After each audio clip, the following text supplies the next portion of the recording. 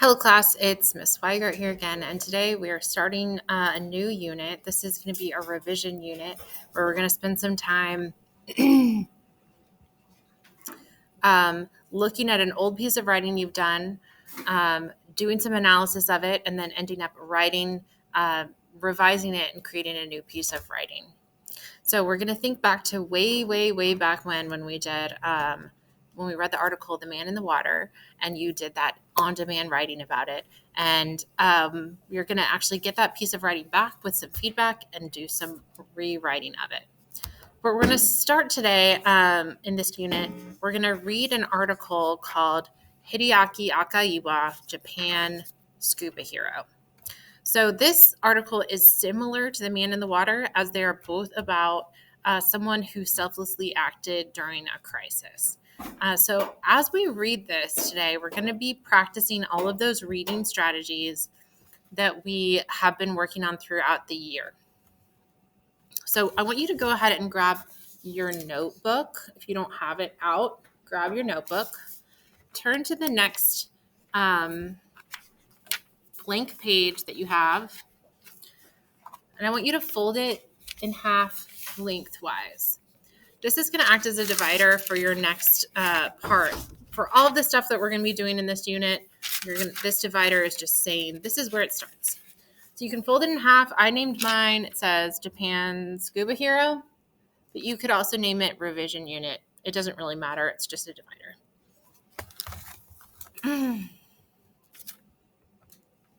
Okay.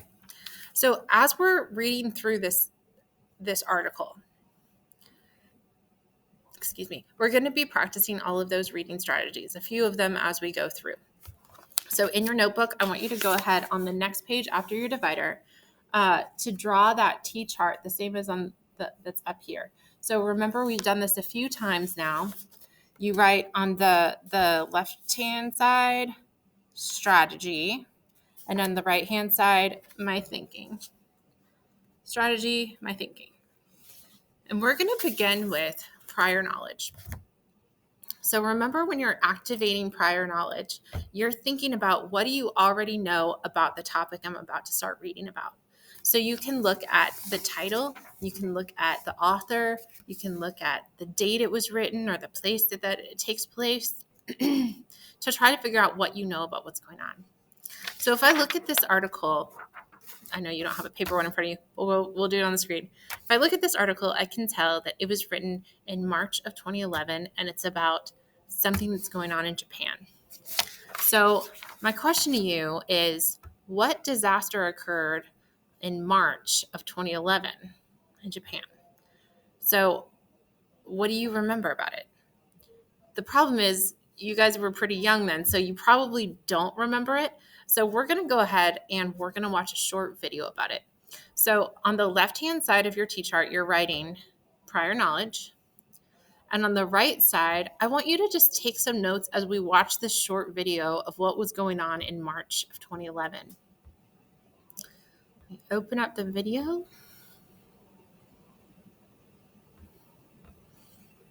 Here we go.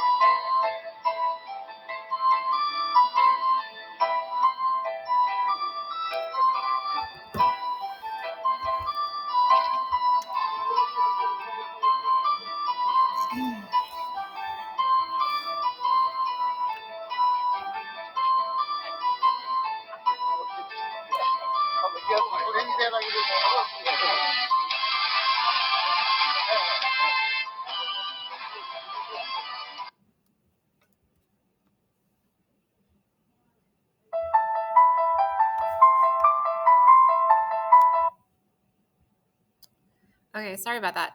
Woo. Here we go. There I am.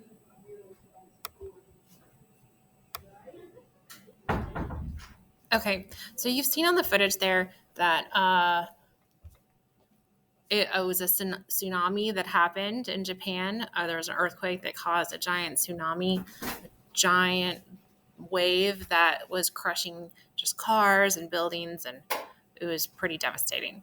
So we're going to move on to the next reading strategy that I want you to do, which is visualizing. So again, in your notebook, whatever you wrote under prior knowledge, I want you to draw a line underneath that. And then we're going to do visualizing. So when we're doing visualizing, you're picturing what you are reading, basically, and that's going to help you understand what you're reading better. So as we're doing visualizing, I want you to answer the question on the right-hand side. What do you picture when someone asks you to think of a hero? Okay, and here is this article is called Hideaki Akaiwa, Japan's scuba hero. And this is a picture of Hideaki Akaiwa. So this is who the article is about. So as you're visualizing this article, as we read it, think about this guy. The next reading strategy we're going to do, we're going to read through about half of this. But while we're reading, I want you to be thinking about analyzing the author's craft. So we're going to be looking for what the author is doing well. What is something that stuck out to you as really pulling you into the article? It could be some personification, a simile, a metaphor. It could just be some powerful words or phrases that are used. Or imagery, something that stands out to you. So we're going to read through about half of it, but as we're reading through, that's what you're looking for. So I'm going to go ahead and begin reading, and you can just follow along on my screen. It's called Hideaki Akaiwa, Japan's Scuba Hero. It's by Mark Magnier, Los Angeles Times, March 17th, 2011. Reporting from Ishinomaki, Japan. Most of the dozens of tsunami-battered towns along Japan's northern coast remain mired in mud, but the situation in Ishinomaki is a bit different. Nearly a week after the massive earthquake and tsunami hit the city of 162,000, large portions remain underwater in an instant lake clearly visible on NASA satellite photographs. Amid the aqueous landscape looms Hideaki Akaiwa, 43, in full battle gear. In a nation of careful dressers, Akaiwa sports Rambo-style army pants, a blue sweatshirt, muddy sneakers, legs wrapped in plastic secured with orange duct tape, and 3 different backpacks, including an LL Bean fanny pack with a tiny anime character affixed, a doctor that saves people. Whereas many Japanese have adopted the nation's unofficial mantra, Shagunai, or more politely, Shikata ga nai, loosely translated as, what can you do? It's beyond our control, or it's out of my hands. Akaiwa stands out as a virtual live-action hero. Akaiwa said he was at work a few miles away when the tsunami hit, and he rushed back to find his neighborhood inundated with up to 10 feet of water. Not willing to wait until the government or any international organization did, or did not, arrive to rescue his wife of 2 decades, whom he had met when they were surfing in a local bay, Akaiwa got hold of some scuba gear. Then he hit the water, wended his way through the debris and underwater hazards, and managed to reach his house, from which he dragged his wife to safety. The water felt very cold, dark, and scary, he recalled. I had to swim about 200 yards to her, which was quite difficult with all the floating wreckage. With his mother still unaccounted for days later, Akaiwa stewed with frustration as he watched the water recede by only a foot or 2. He repeatedly searched for her at City Hall and nearby evacuation centers. Finally, on Tuesday, he waded through neck-deep water, searching the neighborhood where she'd last been seen. He found her, he said, on the second floor of a flooded house where she'd been waiting for help for 4 days. She was very much panicked because she was trapped with all this water around, Akaiwa said. I didn't know where she was. It was such a relief to find her. Okay, we're going to pause there for a moment. And I want you to think back, and you can rewind the tape and look at what we have so far. Think back to what was strong words or a simile or a metaphor that the author used in that passage.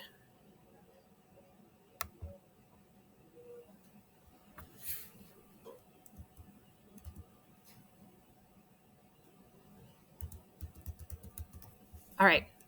So we're going to pick up and read the second half of the article. Here we go. Ishinomaki, a rice shipping port in Miyagi Prefecture, founded in the 4th century, is known for its huge fish market, a museum devoted to manga comic books, and a replica of the Statue of Liberty looming over a small island in Kitakami River. Now the still proud statue looks out over legions of logs liberated from a hidden loading dock. Downtown streets, replete with KFC and Coco's restaurant signs, can best be reached by boat. 2,000-pound cars have punched their way into tractor trailers, through plate glass windows, up into trees, defying logic as they rest bumper to bumper in seemingly impossible embraces. All a few hundred yards from blocks of untouched Japanese-style strip malls just beyond the high water mark. Stores with names such as Beauty Shiny, Hotel Kiss, and Restaurant Joyful. Nearby, battered and bruised residents, bracing for the latest aftershock, walk their bicycles on elevated rail lines, the only high-water refuge for many in this flooded community. Residents such as office worker Takahiro Haruyu, 47, said Wednesday that they were waiting for authorities to give them the all-clear to return to their neighborhoods. Haruyu smoked a cigarette and chatted with his wife, Hiroko, on an overpass where the city's 4-lane highway ends. The road wasn't designed to end here, but now the newly formed lake extends into his neighborhood, which abuts the sea, its broad roads and byways still flooded to neck level. The couple haven't seen their house since Friday and have no idea what to expect. But they aren't about to swim or scuba, preferring instead to wait patiently and hope. The family's all right, thankfully, but we're very worried about the house, Haruyu said. We'll just have to keep checking back until we can get in. Akaiwa, on the other hand, isn't big on waiting. He can't sit still. He pokes around his car, battered and likely ruined by the tsunami, pointing out a 3-inch fish lying dead almost half a mile inland, one of the tsunami's smallest victims. Then he adjusts his pants, reaches into his still wet car, and pulls out a pair of Ray-Ban aviator glasses from a light brown case, pours out the seawater, and puts them on to complete his outfit before mounting the bicycle he's using since his wheels are disabled. Akaiwa next reviews the contents of his fanny pack: green tea, water, a flashlight, camouflage, work gloves, and a Swiss Army-style knife and a change of clothes. Finally, he adjusts the grip on his bicycle and heads off in search of other trapped survivors. Sorry, I have to get going, he says as he navigates around the dead fish, through a puddle and around the corner. Okay, that is the end of our article. So, at this point, you've already done tapping prior knowledge, visualization, and analyzing the author's craft. I want you to do one further reading strategy now that we've finished reading this one, and that's this. So underneath analyzing the author's craft, I want you to draw another line. And this time we're going to do adopting an alignment. Remember, we did this with the horned toad as well, and it's kind of a weird word for what we're doing. But adopting an alignment is when you're deciding who you relate with in the article or the book or the story, whatever you're reading. So on this one, and under my thinking, I want you to write, do you align with Hideaki Akaiwa? Do you feel like if you were in a disaster, you would be able to just jump in and help people? Or do you relate with the other people in the article, like Takahiro Haru, who is like waiting for people to come help or people to tell them what to do? Or, of course, you could be somewhere in the middle.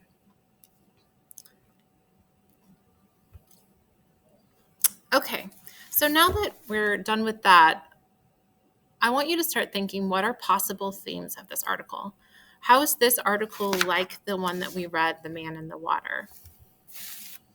So remember, themes have to be more than just a word.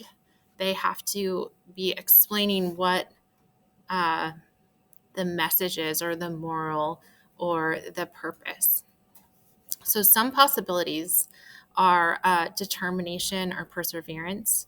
So you could say through perseverance and through sheer determination, ordinary people can accomplish extraordinary feats of courage. So that would be showing that the main character, Akaiwa, in this article, he was just a regular guy, but because of his determination, he was able to go and save his wife and his mother. And then there's disaster heroism. It says, when disaster strikes, the most heroic amongst us will risk everything to save others. Or there's also hope. The act of one man can give hope to many people. So those are just options. And remember, there's no one correct theme statement. You can have whatever theme statement you want, as long as you have evidence and commentary that will back it up. Okay.